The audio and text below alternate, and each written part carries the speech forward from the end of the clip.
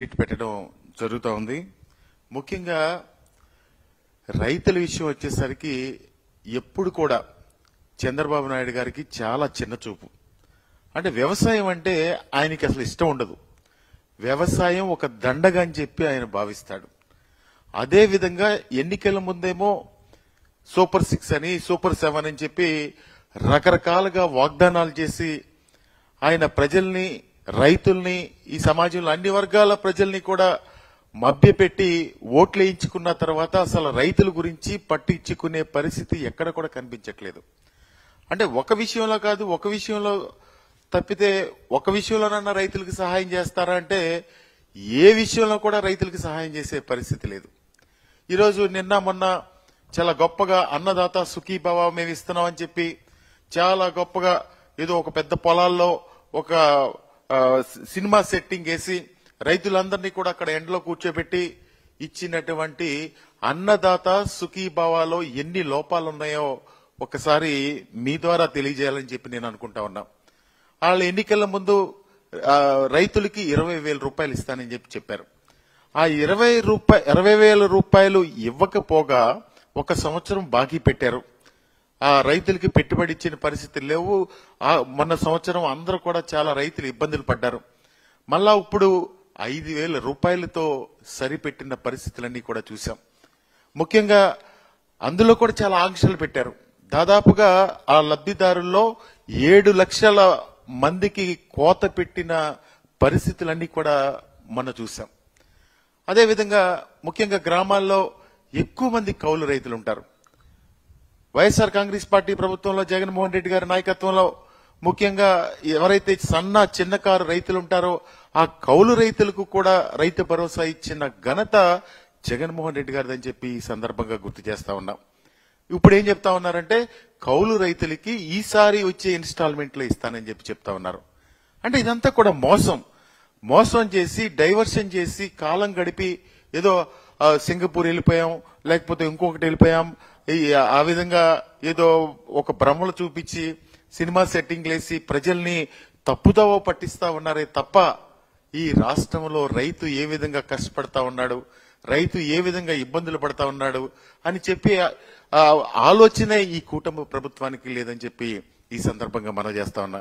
ఆయన యాదృచ్ఛికంగా మొన్న మీటింగ్ లో చెప్తా ఉన్నాడు, చంద్రబాబు నాయుడు గారు ఉండగా ఆయన మనసులో మాట చెప్పకనే చెప్పాడు, చంద్రబాబు నాయుడు గారు ఉండగా ఈ రైతుకి న్యాయం జరగదు అని చెప్పిన పరిస్థితి కూడా మనం చూసాం. అదేవిధంగా ఈ రకరకాల ఆంక్షలు పెడతా ఉన్నారు. ఈ రైతు భరోసా కేంద్రాలు అయితే పూర్తిగా నిర్వీర్యం చేసేశారు. అంటే ఆయనకు ఒక కక్ష అన్నమాట. గ్రామాల్లో రైతు భరోసా కేంద్రాలు జగన్మోహన్ రెడ్డి గారు తీసుకొచ్చారు. ఆ రైతు భరోసా కేంద్రాలను నిర్వీర్యం చేసేయాలి, జగన్మోహన్ రెడ్డి గారికి పేరు చెరిపేయాలి అని భావిస్తున్నాడే తప్ప గ్రామాల్లో రైతులు విత్తనాలకు ఇబ్బంది పడుతున్నారు, ఎరువులకి ఇబ్బంది పడుతున్నారని చెప్పి చంద్రబాబు నాయుడు గారు భావించట్లేదు. అంటే ఒక్కసారిగా జగన్మోహన్ రెడ్డి గారు తీసుకొచ్చినటువంటి కార్యక్రమాలన్నీ కూడా తుడిచేయాలని ఆయన యొక్క ఉద్దేశం. అట్లాగే రైతులకి గిట్టుబాటు ధర కూడా లభించిన పరిస్థితులు లేవు. ధరల స్థిరీకరణ నిధినైతే పూర్తిగా ఎత్తేశారు. ఉదాహరణకు తీసుకుంటే చిన్న చిన్న రైతులు ఎంత ఇబ్బంది పడతా ఉన్నారంటే ఈరోజు గ్రామాల్లో మినుము రేటు 9,000 పైచీలుకుంటే ఈ రోజు 6,100, 6,200 అది కూడా దళారులు మధ్యలో ప్రవేశించి కొనే పరిస్థితులు కనపడతా ఉన్నాయి. అదేవిధంగా ధాన్యం పరిస్థితి కూడా మనం చూసాం. అంటే రైతులకి ఒక్క విషయంలో కాకపోతే ఒక్క విషయంలో కూడా ఈ ప్రభుత్వం రైతుల యొక్క సంక్షేమం గాని రైతులు బాగోగులు గాని పట్టించుకునే పరిస్థితులు ఎక్కడా కూడా కనిపించట్లేదని చెప్పి మనం చేస్తా ఉన్నాం. అదేవిధంగా 5 సంవత్సరాలు మేము కూడా శాసనసభ్యుడిగా పనిచేశాను. 5 సంవత్సరాలు ఏ రైతు కూడా వచ్చి మాకు ఈ ఎరువు దొరకట్లేదు, మాకు ఈ సమస్య ఉంది, రైతు భరోసా పడలేదు అని చెప్పిన పరిస్థితులు 5 సంవత్సరాల్లో ఎక్కడ కూడా వినలేదని చెప్పి నేనే సాక్షిని.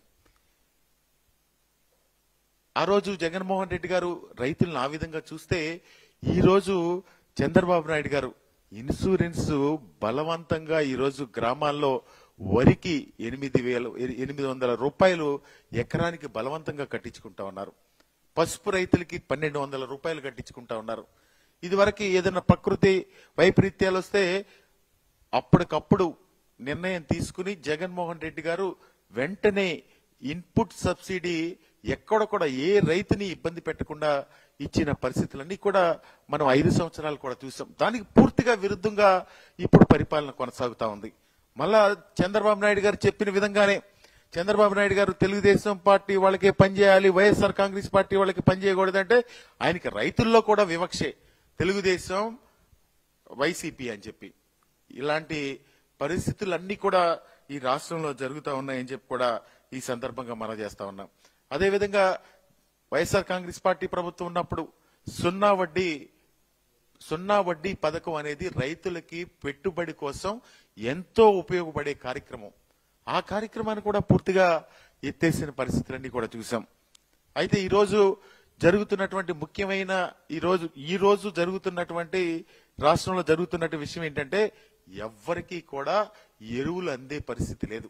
ఈరోజు గ్రామ స్థాయిలో చూస్తా ఉంటే ఎరువులు ఏ విధంగా అమ్ముతా ఉన్నారంటే, రైతు భరోసా కేంద్రంలో ఇదివరకు ఎరువులు అందరికీ కూడా సప్లై చేసేవాళ్ళు. ఇప్పుడు రైతు సేవా కేంద్రాలనే పెట్టారు. అసలు పూర్తిగా అక్కడ ఎరువులు ఇచ్చే కార్యక్రమాన్ని ఎత్తేశారు.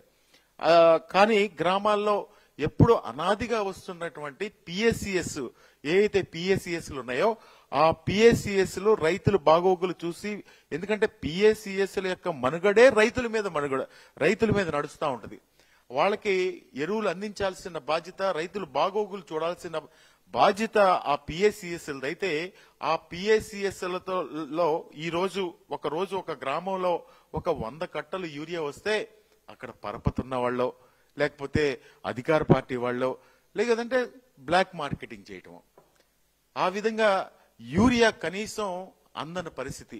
యూరియా 265 రూపాయలుంటే ఈరోజు బ్లాక్ మార్కెటింగ్ లో దాదాపుగా 300 రూపాయలు 320 రూపాయలు బ్లాక్ మార్కెటింగ్ లో వసూలు చేస్తా ఉన్నారు.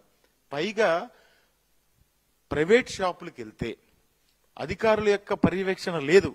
ప్రైవేట్ షాపులకు వెళ్తే అక్కడ మీరు యూరియా కొనాలంటే, మీకు యూరియా ఇవ్వాలంటే 2,000 రూపాయలు సరుకు, అంటే ఏదో గుళికలు గాని జింకు గాని ఇవన్నీ కూడా కొనాలి అని చెప్పి కండిషన్లు పెడతా ఉన్నారు.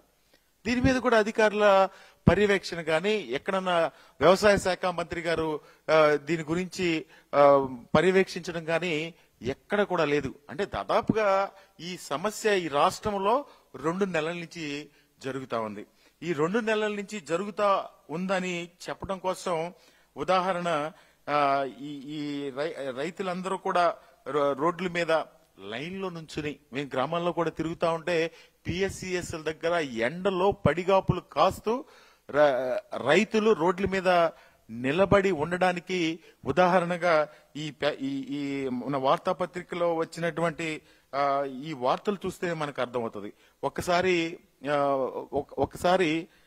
ఈ వార్తాపత్రికల యొక్క వార్తలు పరిశీలిస్తే 8వ తారీఖు 12వ నెల 2024 యూరియా కోసం రోడ్డెక్కిన రైతులు మళ్ళీ నెక్స్ట్ చూపించండి. అదేవిధంగా 23/3/2025 ఎరువులు లేవు, అంతా సమస్యలు దరివే. అదేవిధంగా 31/5/2025 తారీఖు 31/5/2025 తారీఖున ఎరువులు ఇస్తామన్నారు, కానీ ఇచ్చే పరిస్థితులు ఎక్కడా కూడా లేవు. అదేవిధంగా 11/7/2025 బారులు తీరితేనే ఎరువులు. అంటే అక్కడ రైతు సేవా కేంద్రం దగ్గర ఎంతమంది నిలబడి ఉన్నారో ఒక్కసారి చూడండి. అదేవిధంగా 15/7/2025 యూరియా కోసం యాతన. మళ్ళా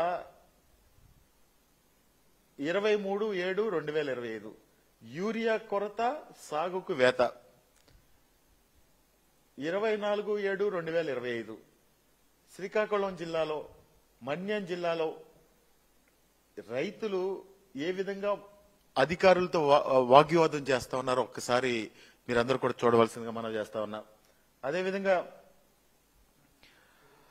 అంటే 8వ తారీఖు నుంచి 31/11 ఇంత ఇంత టైంలో నేను ఇంతవరకు వ్యవసాయ శాఖ మంత్రి గారు కానీ ముఖ్యమంత్రి గారు కానీ ఎక్కడ గ్రామాల్లో కలెక్టర్లు కానీ రైతులకి ఎరువులు అందించాలి అని ఒక కృతనిశ్చయం మాత్రం కూడా కనిపించట్లేదు.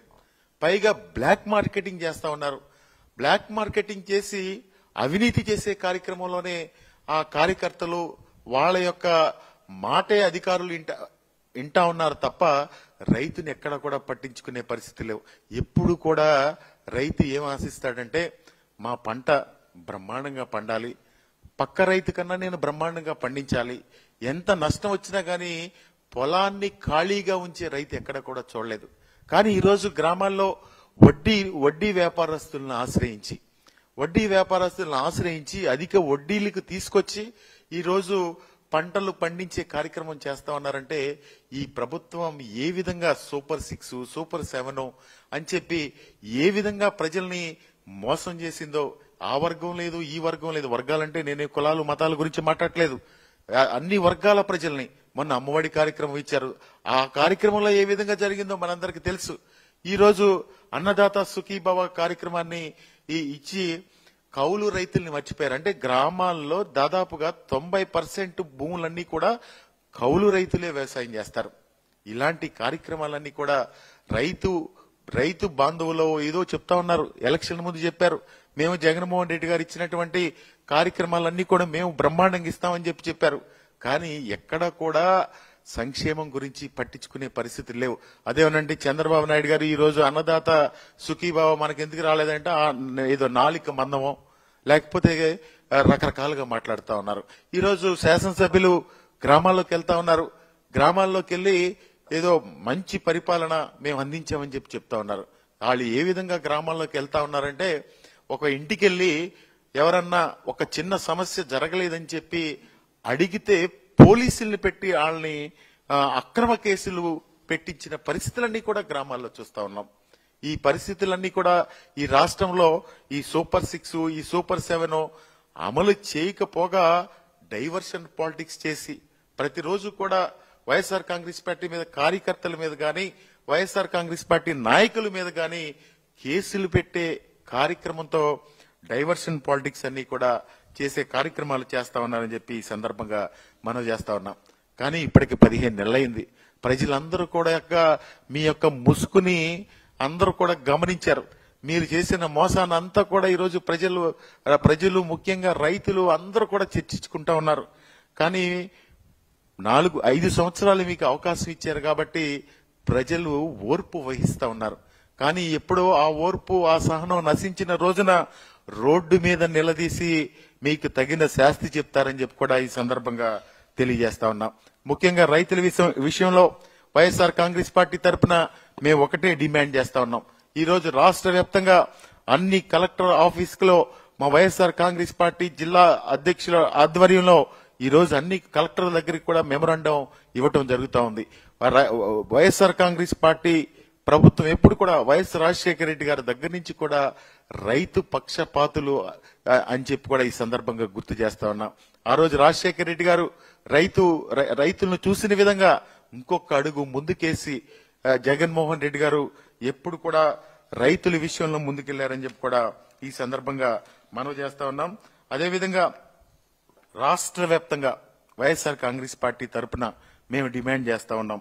రాష్ట్ర వ్యాప్తంగా రైతులకు వెంటనే ఎరువులన్నీ కూడా అందుబాటులోకి తీసుకొచ్చి బ్లాక్ మార్కెటింగ్ అరికట్టి ప్రైవేటు ఎవరైతే దళారులు ఉన్నారో వాళ్ళందరినీ కూడా అరికట్టి మీకు రైతుకి కావలసినటువంటి ఎరువునే మీరు అందించాలి తప్ప ఏదో ఇంకొక 2,000-3,000 రూపాయలు తీసుకొచ్చి ఆ ఎరువులు తీసుకొచ్చి రైతు మీద ఆర్థిక భారం పెట్టొద్దని చెప్పి వైఎస్ఆర్ కాంగ్రెస్ పార్టీ తరఫున డిమాండ్ చేస్తా ఉన్నాం. అదేవిధంగా గ్రామ స్థాయిలో గాని జిల్లా స్థాయిలో గాని అధికారులు సమీక్ష చేయాలి. ఈ రోజు ఏం జరుగుతా ఉంది, రైతులకి ఎరువులు అందుతున్నాయా లేదా అని సమీక్ష చేయాల్సిన బాధ్యత కలెక్టర్ గారి స్థాయిలో చేయాలి. తప్పకుండా కూడా రైతులకి న్యాయం చేసి ఈ సీజన్ లో రైతులకి ఇబ్బంది లేకుండా ఈ ఎరువులన్నీ కూడా అందించాలని చెప్పి ఈ సందర్భంగా డిమాండ్ చేస్తా ఉన్నాం. ముఖ్యంగా బ్లాక్ మార్కెటింగ్ ని అరికట్టాలని చెప్పి కూడా ఈ సందర్భంగా డిమాండ్ చేస్తా ఉన్నాం. అదేవిధంగా మీరు ఏదైతే వసూలు చేస్తా ఉన్నారో, ఇన్సూరెన్స్ పేరుతో వసూలు చేస్తా ఉన్నారో, ఉచితంగా ప్రభుత్వమే ఇన్సూరెన్స్ ప్రీమియం కట్టాల్సిన అవసరం ఉందని చెప్పి కూడా వైఎస్ఆర్ కాంగ్రెస్ పార్టీ తరఫున డిమాండ్ చేస్తా ఉన్నాం. మీరు ఏదైతే 7 లక్షల మందికి మీరు కోత పెట్టారో వాళ్ళందరినీ కూడా మీరు పరిశీలించి వాళ్ళందరికీ కూడా అన్నదాత సుఖీభవ మీరు ఏదైతే పేరు పెట్టారో ఆ అన్నదాత సుఖీభవ అందించాలి. కౌలు రైతులకు కూడా అందించాలని అన్నదాత సుఖీభవ అందించాలని చెప్పి ఈ సందర్భంగా వైఎస్ఆర్ కాంగ్రెస్ పార్టీ తరఫున డిమాండ్ చేస్తా ఉన్నాం. అదేవిధంగా కేంద్ర ప్రభుత్వంతో కూడా సంబంధం లేకుండా మీరు ఇస్తానన్నటువంటి 20,000, అదేవిధంగా పోయిన సంవత్సరం ఇవ్వాల్సినటువంటి 20,000తో కలిపి రైతులకి 40,000 రూపాయలు రాష్ట్ర ప్రభుత్వం ప్రతి రైతుకు కూడా ఇవ్వాలని చెప్పి వైఎస్ఆర్ కాంగ్రెస్ పార్టీ తరఫున డిమాండ్ చేస్తా ఉన్నాం. ముఖ్యంగా ఈ రాష్ట్ర ప్రభుత్వాన్ని వైఎస్ఆర్ కాంగ్రెస్ పార్టీ తరఫున అడిగే విషయం, ఎరువులు మీకు ఎంత డిమాండ్ ఉంది, మీరు ఎంత సప్లై చేస్తా ఉన్నారు? కనీసం ఇంత జరుగుతా ఉన్నా ప్రభుత్వం నుంచి ఒక్క అధికారులు గాని, ప్రజాప్రతినిధులు గాని, వ్యవసాయ శాఖ మంత్రి గారు గాని, చంద్రబాబు నాయుడు గారు గాని, అన్నిటికీ చెప్పే లోకేష్ గారు గాని ఎక్కడ కూడా స్పందించే పరిస్థితులన్నీ కూడా కనపట్లేదు. మీరందరూ వైఎస్ఆర్ కాంగ్రెస్ పార్టీ తరపున మేమందరం కూడా రైతు పక్షాన నిలబడి పోరాటం చేస్తామని చెప్పి కూడా ఈ సందర్భంగా తెలియజేసుకుంటూ, ఎప్పుడైనా సరే రాజశేఖర్ రెడ్డి గారు రైతు బాంధవులు అదే అడుగులో 10 అడుగులు ముందుకేసి రైతుల సంక్షేమం చూసినటువంటి ఘనత జగన్మోహన్ రెడ్డి గారిదని చెప్పి కూడా ఈ సందర్భంగా తెలియజేసుకుంటూ, మీరు రైతుల సమస్యలు పరిష్కారం చేయకపోతే ఈ రోజు ఏదైతే రాష్ట్ర వ్యాప్తంగా కలెక్టర్ గారికి రిప్రజెంటేషన్ ఇస్తున్నామో, రైతులందరూ మీరు పరిష్కారం చేయకపోతే రైతులందరూ కూడా రోడ్డు మీదకి వచ్చి మిమ్మల్ని నిలదీసే కార్యక్రమం, మిమ్మల్ని బుద్ధి చెప్పే కార్యక్రమం జరుగుతూ ఉందని చెప్పి కూడా మనవి చేసుకుంటూ, ఎప్పుడు కూడా వైఎస్ఆర్ కాంగ్రెస్ పార్టీ రైతుల పక్షాన ఉంటుందని చెప్పి కూడా ఈ సందర్భంగా తెలియజేసుకుంటూ సెలవు తీసుకుంటా ఉన్నా.